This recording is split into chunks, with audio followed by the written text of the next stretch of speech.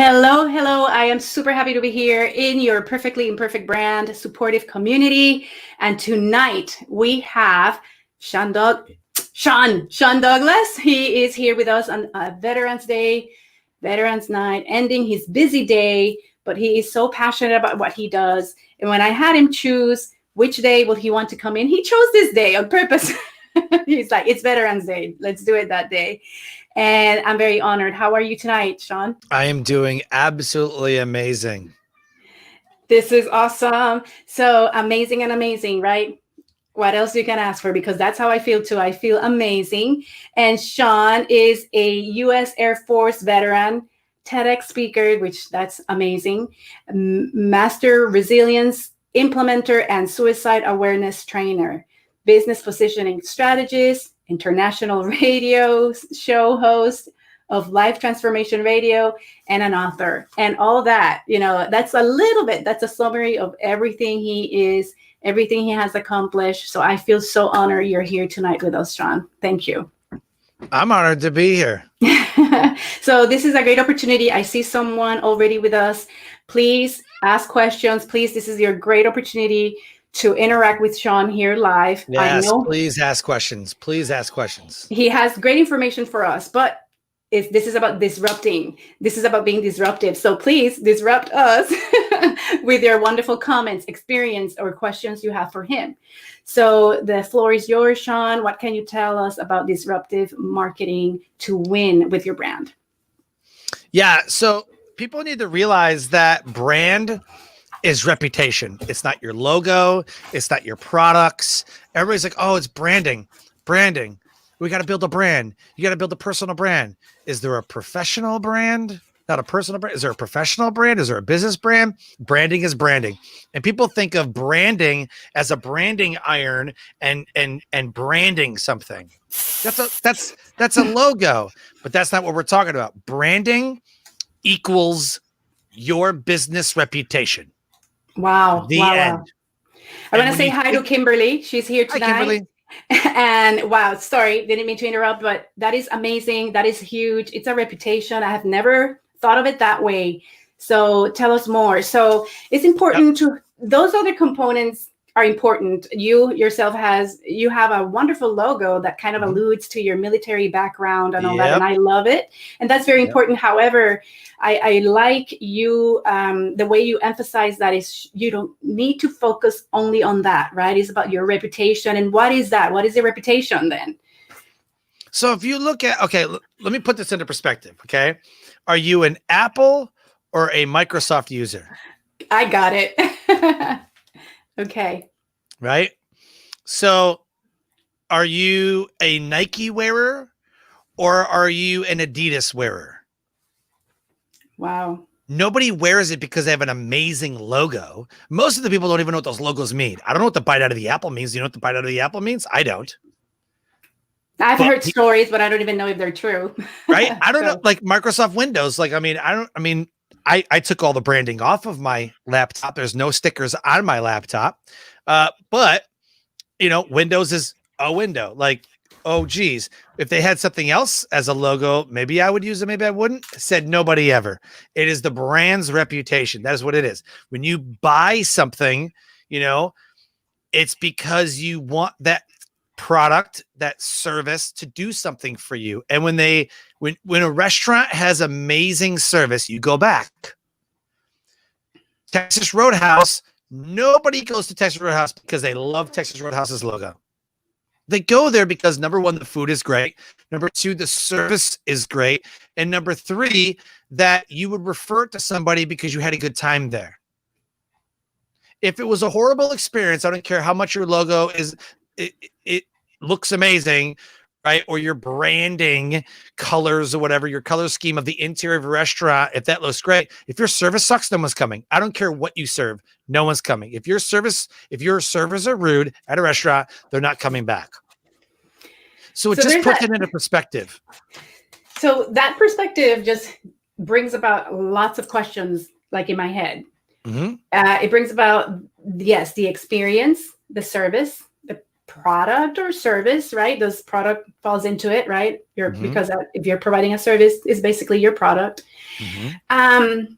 So I think about that, and I think, of course, people recognize it as they're driving by, passing by. They see those colors, and there's a psychology behind all those Sure. other, bells and whistles of the colors and all that in a brand. But it's true. So let me ask you, how about a mom and pop restaurant, right? That doesn't have a reputable brand, not reputable, but a known brand, because probably they're in your they're local, they're only on your place, from your place. Sure. They still have business, right? They still have business. Sure. What would you say about that? So see, I still see they might not have a brand, but they do have a reputation, because even Sure. though they're small businesses, people keep going back, huh? Let's say That a is so mom true. and let's say a mom and pop restaurant. They started back in like the 60s or 70s when they were kids, and then they're going to give it to their kids. Let's call it a Puerto Rican restaurant. If Yeah. you're going to brand a Puerto Rican restaurant, there better be some Puerto Rican flags. There better be some Puerto Rican inspired dishes. If I go into a restaurant and I see, and I'm just going to throw some words out. Let's say I go in the restaurant and I see enchiladas or tacos or whatever, but I don't see like Mama's plantains. I'm going to be like, but I can get fajitas anywhere. It's true. I can get tacos anywhere. If I don't see, Papa somebody's, Papa Juan's, whatever, right? I don't see a story being told in the dish. I can get that stuff anywhere. If I don't walk into the restaurant and feel like I'm in Puerto Rico, I can go to any restaurant and get any of this type of Mexican, Spanish, Puerto Rican, whatever type of, Latino food. I can do that anywhere, right? So mom and pop shops have an advantage more than anybody else. And here's why. They have a story to tell because they're already established. Mom and pop shops right now who are maybe grandparents, maybe they're a small restaurant in a small town. Right. Their marketing should be 100% family-owned stories. Family-owned stories. True. Back in 1970, we rented an apartment. We sold things out of our garage. And now we have this restaurant, and we don't serve that many people. But here's what we do. We have amazing service. They're family cooked recipes. My grandmother had this recipe, and we used to eat it every Thanksgiving. And now I want to give that recipe to my customers, and I want them to take this home and eat it for Thanksgiving. And we're passing on family traditions. The stories being told in the food, on the menu, and their background of like my mom lives in Yale, Michigan. It is a town of maybe 2,000 people. Maybe. The family restaurant closed. The family restaurant is gone. The mom and pop is gone because of COVID. It's gone. They've got Sunrise Pizza, which is like a pizza place inside of a gas station. They've got McDonald's, one traffic light, and they have like a Greek-ish like restaurant, amazing breakfast. But that CJ's restaurant closed, gone, done, folded. Will never open again.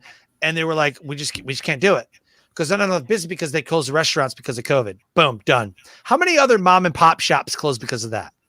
How many mom and pop restaurants, furniture stores, grocery stores, small towns got ravaged by this because there's not enough people to keep the business open. They only serve that small town. If that small town goes away, then that's it. They're done.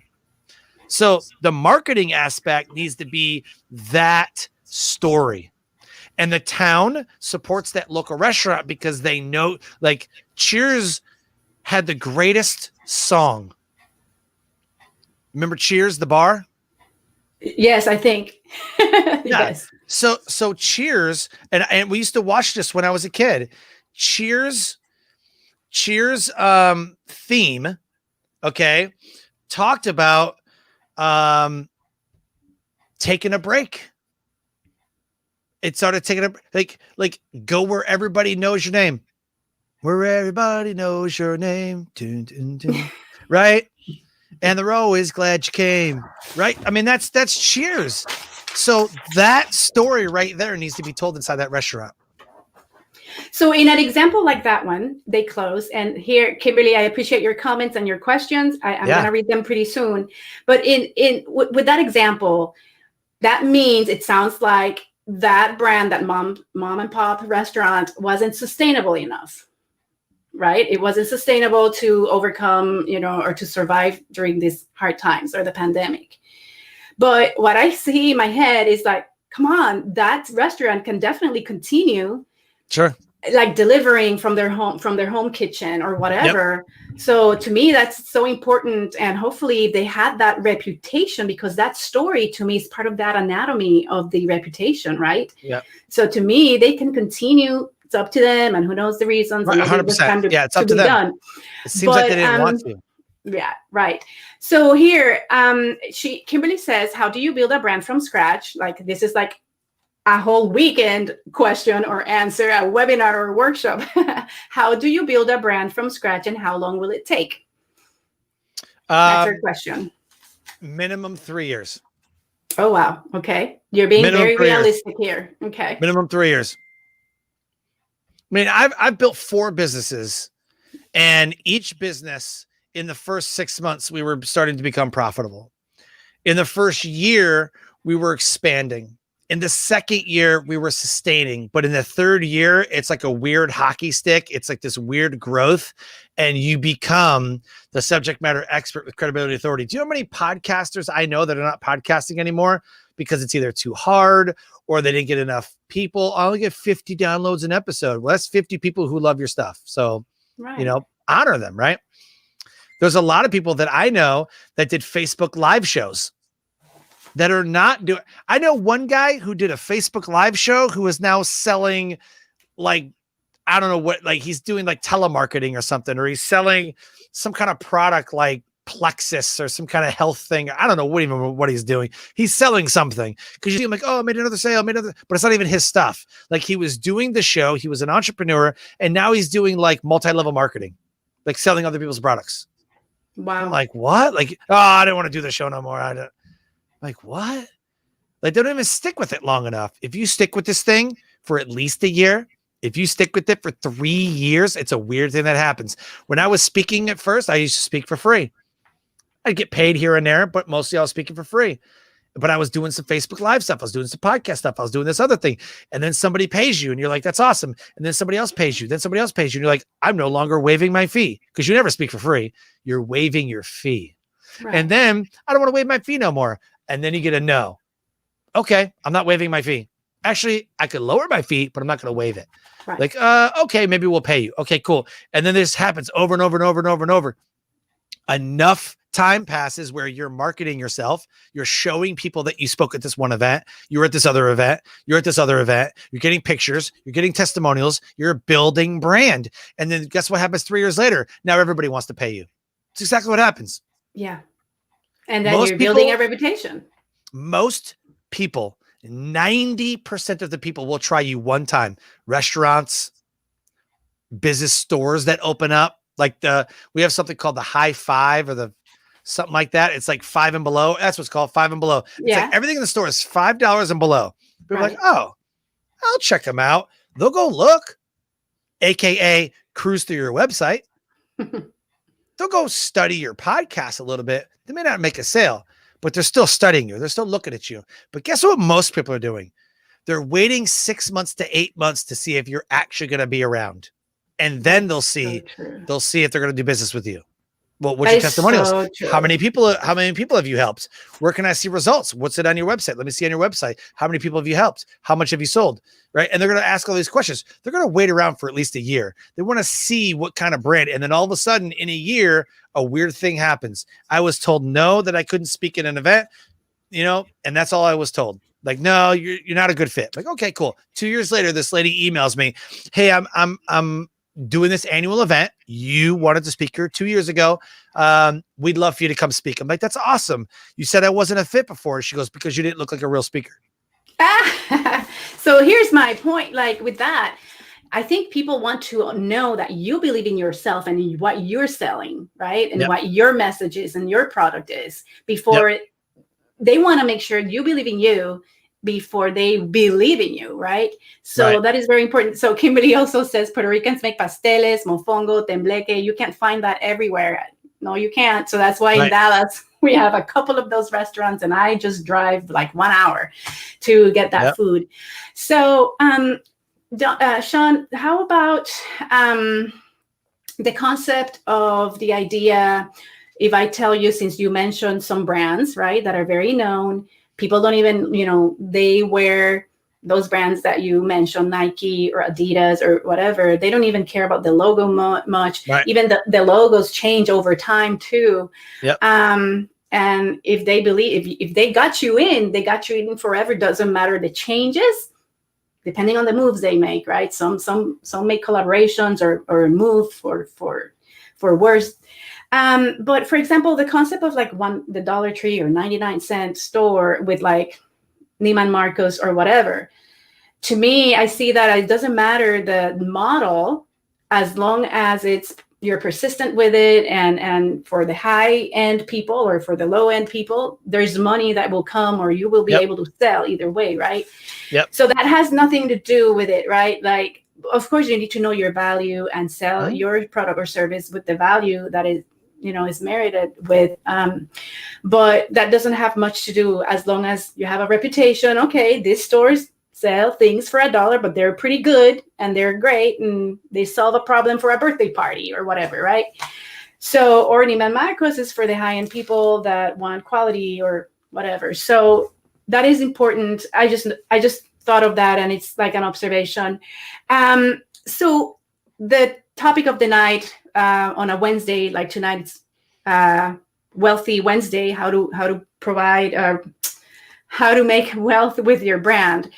Yep. I was talking a little bit about the disruptive marketing and I compared it with the political campaigns, how they're in your face. They're always coming up with different ways to get your attention to vote for X, Y, candidate.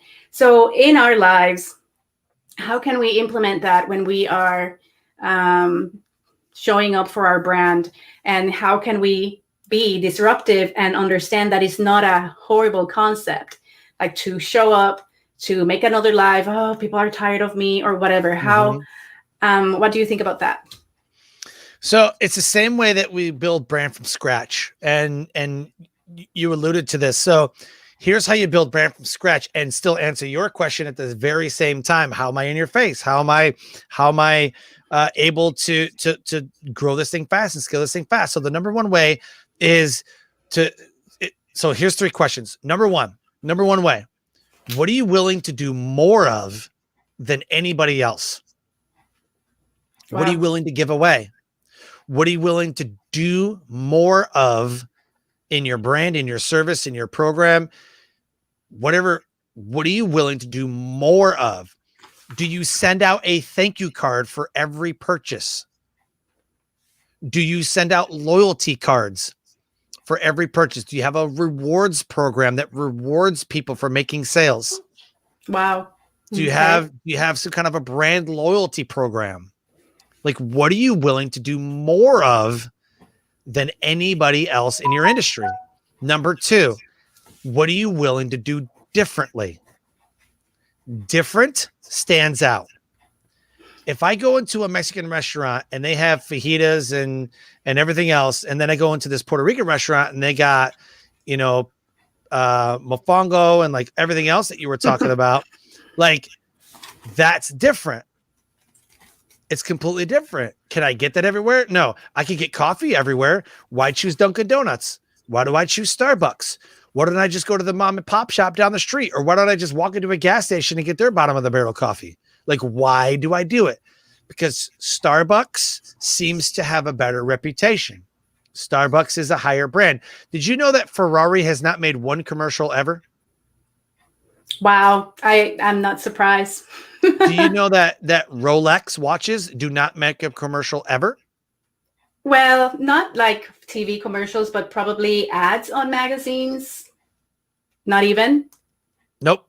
Their marketing is word of mouth and showing people, aka a retirement gift for a WWE wrestler is a Rolex. Wow. A retirement gift for an NFL player is a Rolex. So who's wearing Rolexes? Businessmen, WWE wrestlers, celebrities. The fact that if celebrities started wearing Adidas, by the way, if you're an 80s kid like me, you watched Aerosmith and who was it? Bon Jovi, maybe. No. Aerosmith. They did a song together. Aerosmith did a collaboration with. I can see the band. Oh my gosh, why am I having a? Somebody's yelling at me right now. Run DMC.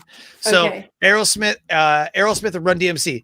Guess what they were wearing in that show, in that music video? Adidas shoes.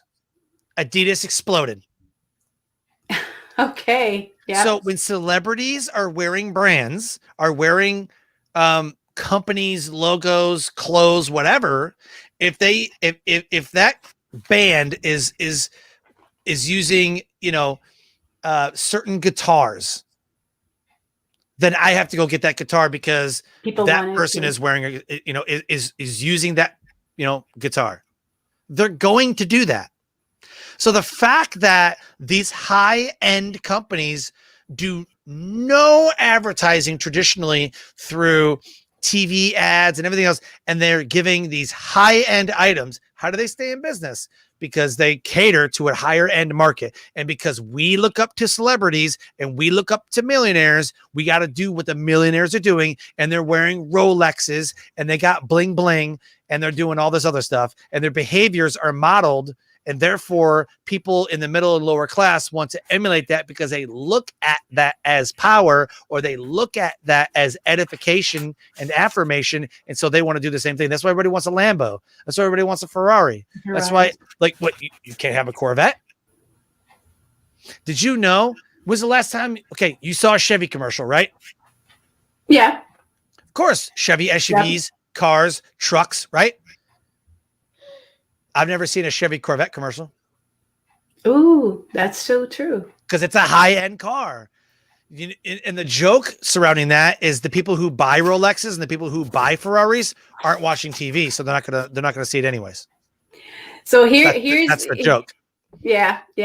So here's some more questions, bringing it down to here from Ferraris to the needs here of the group. So she says, I work with birth, like helping women with their birthing experience, like a doula, or like a birthing coach, or like a doula. No, it's a birthing coach because she has gone through it herself, and she's like, I wish I would have known all this, and she wants to do that for others. Women don't really research it until they are well into pregnancy. How do I wow them fast? And then she asked, how do you get hooked up with celebrities? That's a whole nother thing. I'm paying a lot of money, I've heard. But first, that one, how do I wow them fast? Especially something like it's 9 months of your life, and then you don't think about it until almost the time when you're due. So we talked about being different, right? You got to do something different. Whatever everybody's doing, because you're not the only birth coach in America. There's a lot of birth coaches, right? So let's say, Kimberly, let us know if there's a lot of you guys out there, because there's a lot of coaches out there, but I'm not sure about the birthing coaching industry. My mom is a doula. Okay, cool. I told her, I said, if you want to explode this thing, film a water birth. Oh, wow. Film it. Facebook Live it.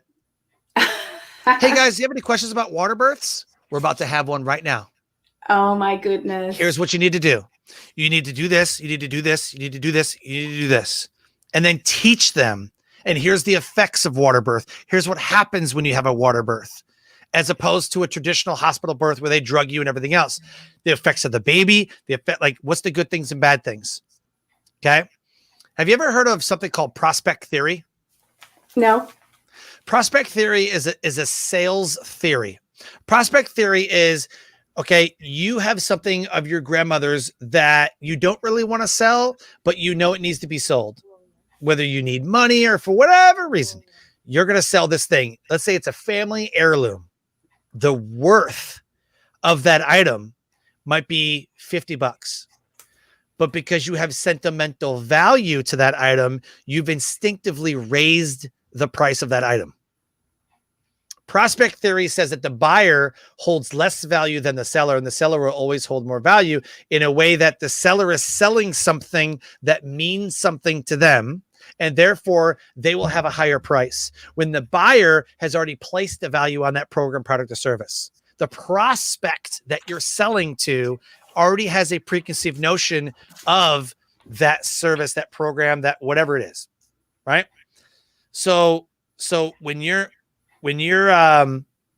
selling, Wow. okay, the person buying will always pay more for not having that item than they will for having that item.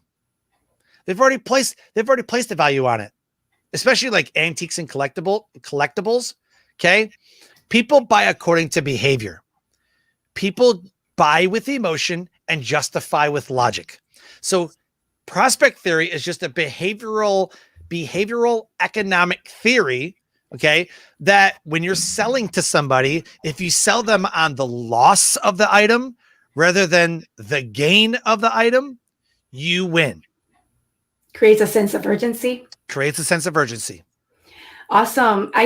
She's saying, yeah, I'm just learning that birth coach is a thing. It's pretty new and rare. I had never heard of it in my 4 or 5 years that she's been a mom and all that. It's an emerging thing, but even those birth coaches don't do a 6-week program, and she wants to dive deep. Kimberly, I now think and wonder if you have, since Sean mentioned like he's encouraging his mom to record or make it available for people to see a water birth, was it, Sean? Yeah. I'm wondering if Kimberly should do should make it public, when she had her VBAC, which is birthing after having 2 C-sections. I wonder if, Kimberly, you need to show what was your experience, a video of your experience with that. So this is super amazing. It's not new, by the way. Birthing coaches are not new. They've had Lamaze classes for like ever. That's a birthing coach. Technically, it's a birth coach, right? They may not be there in the room. However, like having people, like doulas and midwives. Yeah, midwives. Mm-hmm. Like back in like the 1800s, 1700s, that might have been a thing. And then hospitals, that stuff all went away. Well, guess what? We're going back to, because people are holistic a lot more. They don't trust Western medicine like they used to, right? There's a lot of advancements in medical technology that allow these water births to happen with hardly any complications. Like birthing before was like, oh my gosh, like the mortality rate's kind of high, well, it's just not a thing anymore. Right. I mean, in the US, the mortality rate is a lot lower than years ago. Right. Right. Well, so is birthing coach, and so is midwives and doulas and everything who are doing these home births. They have a doctor on standby to come and stitch them up and do whatever they got to do, whatever. Right. So the birthing coach, is not anything new. You've had Lamaze classes forever, but the actual person delivering might have been different. Like a birthing coach, maybe the birthing coach is doing, the delivering. That's new. That's new. But I would be the one that because in that, again, we buy with emotion and justify with logic. If you're going to sell something like that, has to go on the emotional part. Right. Because it's scary. Birthing is scary. And her story, Kimberly, your story is amazing. She said Lamaze is more a birth class instructor, like the breathing. Right. Doulas is a birth support person that's there when you are giving birth. In labor. Yeah. She's like, I'm thinking birth coach is more game plan maker and goal setter, etc. Many weeks before. Well, then don't call it a birth coach. Don't call it a birth coach. So that's my question. Do you have any other ideas? So what birth what then? Well, If you it's and not I a have birth kids, right? I mean, you and I have kids. So I wouldn't call it a birth planner. I wouldn't call it a birth coach, because birth is like, okay, the baby's born, go away. I would say long term, right? Wow. Even after, maybe Even she can even after, provide. maybe 3 to 6 months afterwards, and maybe you're at the 3 month mark, and So then what would it's that a make her it's a if it's year not a long coach? program. I'm just quarterbacking like a year long program. You're 3 months pregnant, or maybe when you do get pregnant, that's 9 months plus 3 more up into a year, right? So maybe do like a year long thing. But I would want somebody with me even after the birth, right? That's awesome. And I would strictly cater to either newlyweds or first time parents. Wow. Yeah. That's who I would cater to. Automatically, first time parents, because they're scared, right? They're leaning towards their mom, they're leaning towards their friends, or another section of people that, and again, we're building this from scratch, right? You asked earlier, how do we build brand from scratch? This is how you build brand from scratch. First of all, I'm gonna figure out my number one. What am I willing to do more of than anybody else? Right. So what am I willing to do more of? Well, I have to figure out who I serve first. So who I serve is newlyweds, first time parents, or the busy professional who doesn't have time to birth a child. Like, I'm way too busy for this. I cannot take away from my job. They're like maybe 35, 37, even 40 years old, right? They're like, holy crap, I'm It's a way new too busy for experience. this. I'm way too busy for this, right? So if Late it's not a stage coach, what parents. would it be? Well, what do you do? She says, I'm planning to follow up after. Right, Follow up but you after have to figure also. out what you do. What is it that you do? So answer that. What is it that I do? And then your name can derive from that. And then what I'm going to do is I'm going to figure out what makes me different, right? What am I going to do differently? So what I'm going to do differently is, and look at all of the other birthing coaches that are in existence and figure out what they do and then do something different. And what you could do is ask 10 people on Facebook right now, hey, everybody who have kids, would it be beneficial to you to have a planner with you to follow up with your appointments, to eat right, to make meals for you, to know if you're getting what the heck's it called when your legs fill with water, when you swell up real bad? Preeclampsia. When you're getting preeclampsia, when you're getting or like all of gestational that stuff, right? diabetes. Mm-hmm. So for my wife and I, you want to hear a crazy story? My wife had newborn hemolytic anemia with our last child. We can't have any more kids. Newborn hemolytic anemia is, I have an added red on my red blood cell, an added extra protein on my red blood cell. And so her KELL level, KELL, her KELL level was super high, which means that her blood is trying to kill the baby the entire pregnancy. So we had to have intrauterine blood transfusions because her blood was killing the baby. And because of that, the baby would not survive otherwise. Oh, wow. So we went to Duke Hospital in North Carolina and we got 5 intrauterine blood transfusions. Oh my goodness. Through the whole pregnancy. And the baby almost died twice. So it was bad. And then because of that, the baby was too weak to give birth, and the umbilical cord got wrapped around her neck. So my wife had to have a C-section. And the baby wasn't even breathing when they brought her out. When they opened her up, the baby wasn't even breathing. So they had to bring the baby back to life right there in the OR. And even then, because she didn't make it full term, she only made it to like 32 weeks or something. So she was like a month and some odd days early. So she was a preemie baby.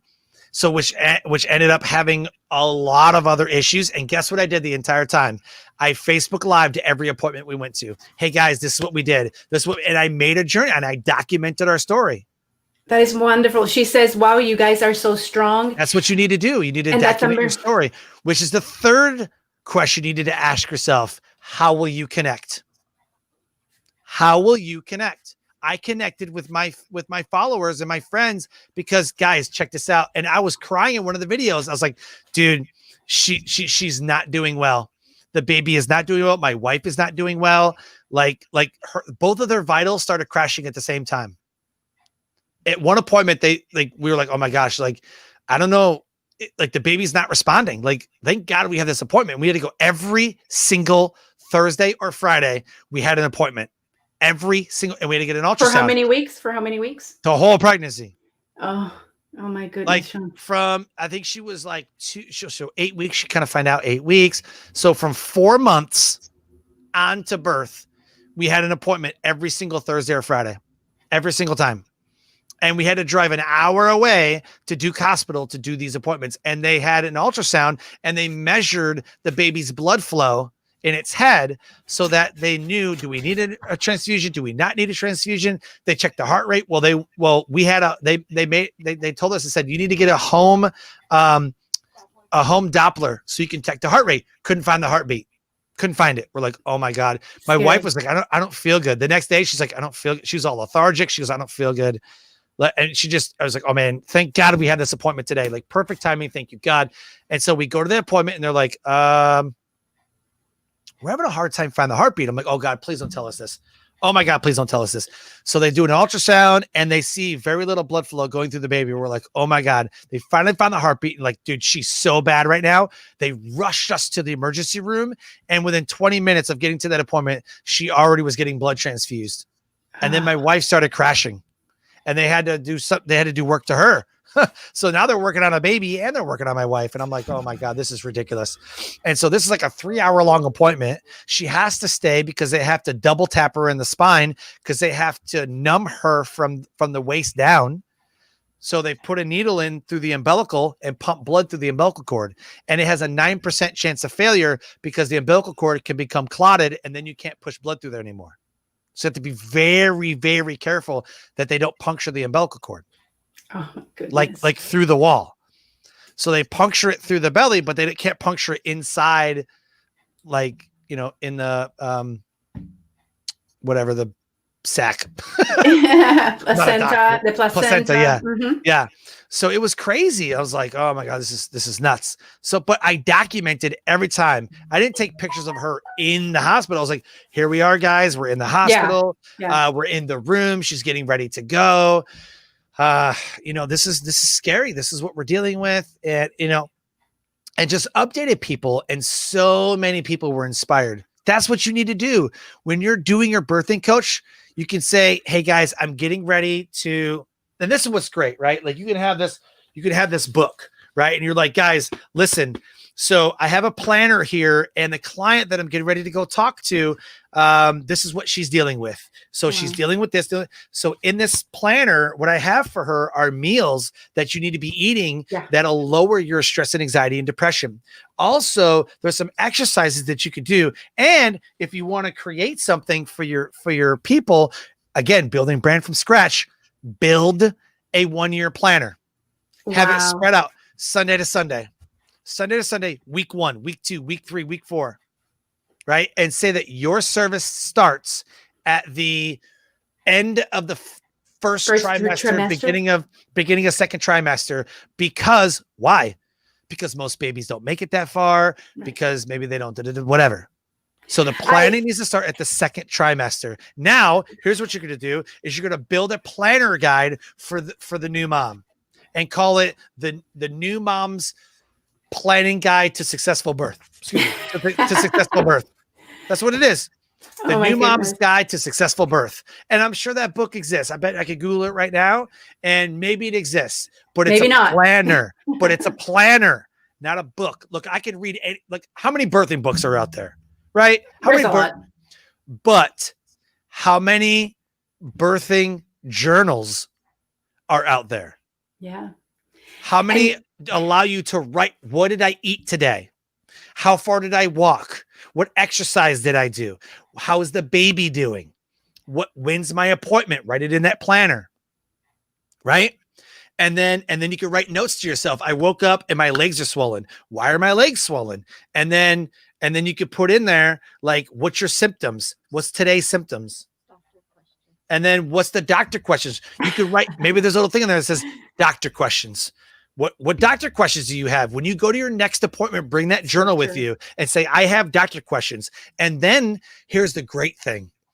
When that baby's born and you have your follow-up programs, You take that person's journal, okay, and then you create healthcare protocols or whatever for a hospital, for a birthing clinic, and they say, hey guys, here's your frequently asked questions, and all of your clients, now you compile data. And then what you do is you have the opportunity from a birthing standpoint. Let's say you work with 20 people. You take those 20 people's data and you create a program, not for them, but for the birthing clinic. The future ones are oh, wow. You have an opportunity to affect the way that women deal with birthing. And you've mentioned this word so much, the planner. And there's wedding planners, and maybe it can be birthing planner. I don't know, Kimberly, if that resonates and you need to decide. But I agree with you. Maybe the word coach is not the correct one, and you need to reevaluate that then. You need to figure out what it is that you do. Like, what do you do? I would love for her to put that in there. What do you do? She says, I help overcome cesarean birth trauma, establish healthy pregnancy habits, teach labor techniques to get baby out when there is already history of complications, and appropriate postpartum self-care. Okay, she already put it in there. Awesome. So I help cesarean birth trauma, establish healthy pregnancy habits. So let's call it a healthy pregnancy habit planner. There you go. Healthy pregnancy habit planner. And that could be the name of your planner. A new mom's guide, because again, target audience, right? The new mom's guide to healthy pregnancy habits. Boom. That's the planner you create. The new mom's guide to healthy pregnancy habits. And then if you want to create one for late stage pregnancy, like you're 45 years old, you've never had a kid before because you've been a busy woman, a businesswoman your whole life. And now you're like, I'm ready to start a family because geez, I'm never going to have one after this, right? Like I'm getting to that point where I can never have a family anymore, right? What I would do is then create, the late life healthy pregnancy habit, because their bodies, a 20-year-old's body is different than a 40-year-old body, right? Totally. You could talk about all kinds of stuff. You can talk about, the way that they digest food, the way that their body metabolizes, the way that their sugars, is through insulin deficiencies or, whatever the reason might be, right? Because later in life, you don't metabolize as fast, right? Your metabolism slows down, right? The oxidation of your blood and the way that iron deficiency starts coming up, especially women with thyroid deficiency start popping up, right? So, there's so many things. So a healthy pregnancy is different from a 20-year-old than it is to a 40-year-old. So I think those are your two markets because they're scared on either end. Wow. Right. And you can tell them how to have a healthy pregnancy. So I would call I'm a healthy pregnancy habit planner. Wow. Kimberly, I didn't think this was going to go this way. It's like she has the hot seat. This is awesome. And you can create everything for free on Canva. Create your planner for free on Canva. If you need help planning it, give me a call. I'll help you plan it. Oh, wow. I know she's working right now on a playbook. Remind me, Kimberly, that's I forgot what the playbook was for specifically, or what stage was it for. But I'm not sure if she's still with us or engaged. She has kids, so she might not be 100% engaged. But this is wonderful, Sean. You have shared more than what I even imagined you were going to share, of course. I'm not very surprised. But, Ultimate VBAC Playbook is what she's creating right now. The Ultimate VBAC. And do you know what a VBAC is? Like having a vaginal delivery after 2 C-sections. Is that what that means? VBAC, is that what that means? Vaginal birth after cesarean. Vaginal birth after cesarean. So lots of people believe that if you have 1 or 2 cesareans, you are not able to have a baby vaginally anymore. And she was able to have. Doctors want to intimidate you that you cannot do that anymore. Many doctors are scarred and scared that somebody might die or there's going to be rupture. She wants to debunk those myths. But how though? But that's the thing, like how? That's what they're selling then nowadays with Sean. Like if you have had a cesarean, you cannot have a vaginal birth. That's totally not true. Right. And that's exactly what completely she's not out true. and that's exactly what she's out there for. And she lived it herself after 2 cesareans. She had a vaginal birth, and that's who she wants to help as well. But I know she can be, and she wants to be helped with so many people, and she wants to educate young women to understand that doctors should not intimidate you into a C-section. She wants to educate the young women to understand, or the moms to understand, that you can always say no, doctor, but doctors want to intimidate you into a decision because it's easier, Right. faster, quicker. You can plan it, you can schedule it, and bada bing, bada boom, and they make more money, right? Sure. So they don't believe in the ability of a scarred uterus. Yeah, they don't. So it believe in sounds like her target market is people that have had cesareans then. Yeah. Okay. That narrows it down. Yep. And it's still a planner. You still Sure. think like a planner will be a good thing. Okay. Yeah, I still think that, yeah. If she wants to call it VBAC, the problem with having acronyms in a name is some people won't know what that means. And then you got to explain it to them. And the more you have to explain, because confused buyers don't buy.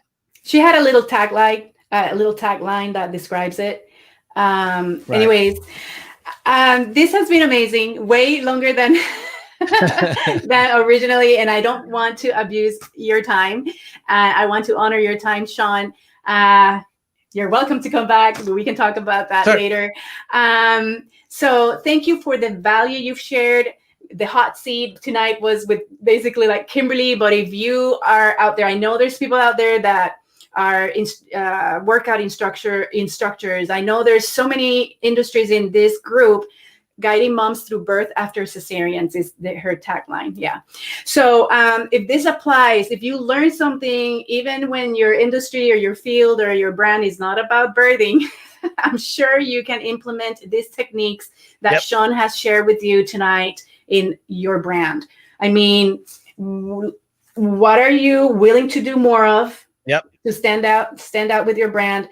Loyalty. What is it that you're going to, what are you going to do different, right? Is that, what is it that you're going to do different? What do you do differently? Yep. And then how will you connect? How will you connect with the world around you? How will you connect with people who have bought from you? Most people are so worried about the first time sale, they don't even realize the LTV of the customer that they've, and the relationship that they've created.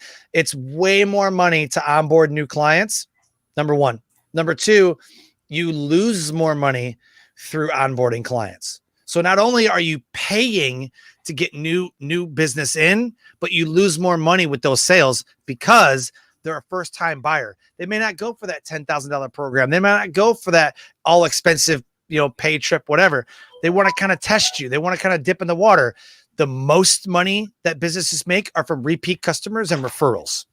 That is amazing. That's where most of your business comes from and should come from, is repeat customers, because they already know, like, and trust you. They already love you. They already will do business with you, and they will tell their friends about you. Wow. That is amazing. That is amazing. Hey, if this is the only part you're watching or you're going to watch and you forwarded this video, whatever, that is amazing. So yes, nurturing those relationships. And how will you connect? Yeah. And then after you have gotten that first sale, you can continue nurturing that relationship and connect in different ways.